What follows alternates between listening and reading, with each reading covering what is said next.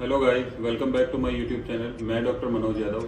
Guys, जैसा कि आपको सबको पता है कि मैं डेली कोई ना कोई बीमारी और उसका ट्रीटमेंट लेकर आता हूं। आपने बैनर तो मेरा देख ही लिया होगा, थंबनेल देख लिया होगा। थंबनेल में मैंने आपको बताया हुआ है कि हम किस टॉपिक के बारे में आज बात कर रहे हैं। दोस्तों, बात करना चाहूँगा, बताना चाहूँगा आपको कि कई लोग मेरे पास ऐसे आते हैं जिनको बार बार अचानक से घबराहट होती है, बेचैनी होती है, पसीना आ जाता है। उन्हें समझ नहीं आता कि अब हम क्या करना चाहिए।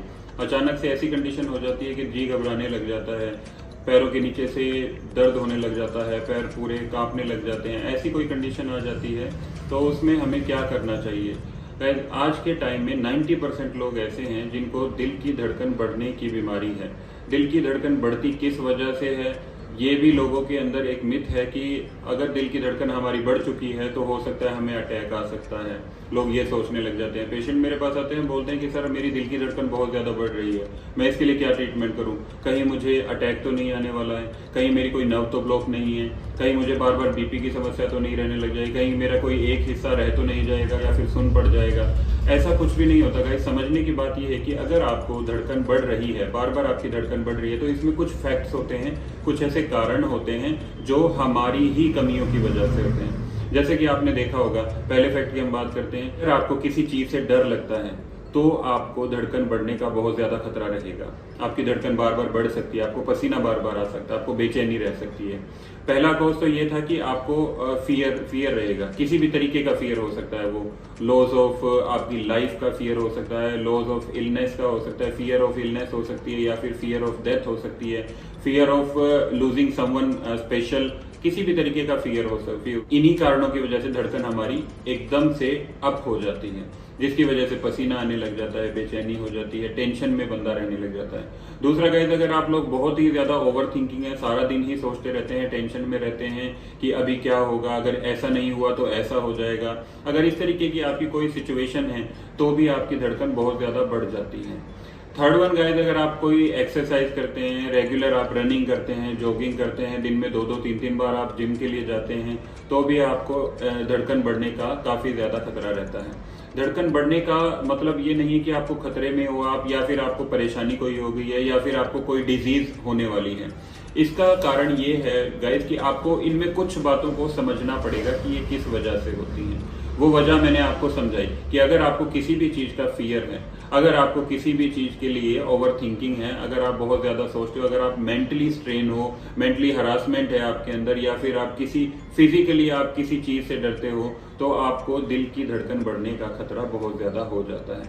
अब हम क्या करते हैं गाइस, इसको दूर करने के लिए सबसे पहले तो आप अपने डॉक्टर से मिलिए। अगर आपके डॉक्टर ने भी इलाज आपने अपने डॉक्टर से करवा लिया, उसके बाद भी आपको समझ में नहीं आया है, तो हम क्या करते हैं, सोशल मीडिया पर जो पेशेंट होता है वो सोशल मीडिया का सहारा लेने लगता है। सोशल मीडिया आई मीन कि आप यूट्यूब, आपके इंस्टाग्राम, इन सब चीजों का सहारा लेते हो और अपनी बीमारी के बारे में यूट्यूब वगैरह सोशल मीडिया पर सर्च करने लगते हो कि हमें ये बीमारी है तो क्यों है, इस बीमारी के क्या लक्षण है, किस वजह से होती है और इसको रोकने के क्या उपाय हैं।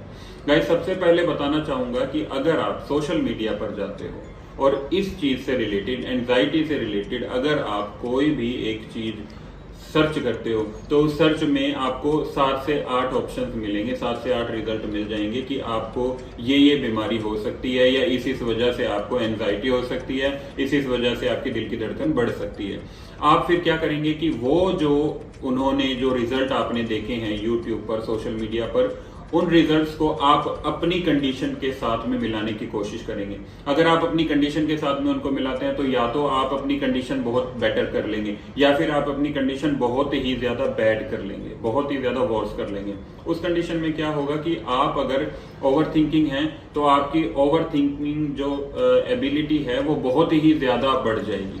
उसके बाद में जो आपकी पहले आपकी बॉडी वर्क जो फंक्शन कर रही थी वो फंक्शन प्रॉपरली अब आपकी बॉडी नहीं कर सकेगी। दूसरा, आपको मेंटली स्ट्रेन भी रह सकता है, मेंटली स्ट्रेस भी रह सकता है। अगर आप कोई भी यूट्यूब चैनल देखते हैं, कोई भी यूट्यूबर को देखते हैं, या फिर कोई भी सोशल मीडिया पर अपनी बीमारी का इलाज ढूंढते हैं, तो प्रॉपर आपको इलाज वहां पर नहीं मिलेगा। प्रॉपर इलाज आपको अपने डॉक्टर के पास जाने से ही मिलेगा।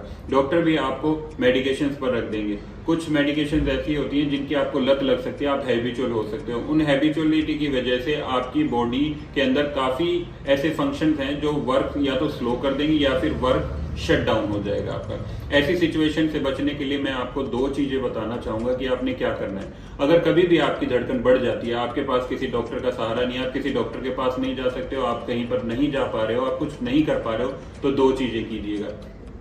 फर्स्ट वन कि आप उल्टी काउंटिंग गिनना शुरू कीजिए, उल्टी गिनती शुरू कीजिए। 100, 100, 99, 98, 97, 96 समथिंग अप टू 1। आप इस तरीके से कीजिए। आप 5 मिनट ऐसा करेंगे, आपकी जो दिल की धड़कन है वो नॉर्मल स्टेज में आने लग जाएगी। दूसरा, अगर आप ये नहीं कर सकते हैं, अगर आपका माइंड ऐसा नहीं कर पा रहा है, तो आप दूसरा ऑप्शन अपना सकते हैं। दूसरे ऑप्शन के अंदर क्या होता है गाइस कि आप अपने माइंड को डाइवर्ट कर सकते हो, किसी भी काम में लगा सकते हो। आप किसी पड़ोसी से मिल लीजिए, आप किसी को फोन पे बात कर लीजिए, आप टीवी देख लीजिए, न्यूज़पेपर देख लीजिए, कहीं पर घूमने निकल जाइए। मेरे कहने का मतलब है कि आप अपने माइंड को डाइवर्ट कीजिए।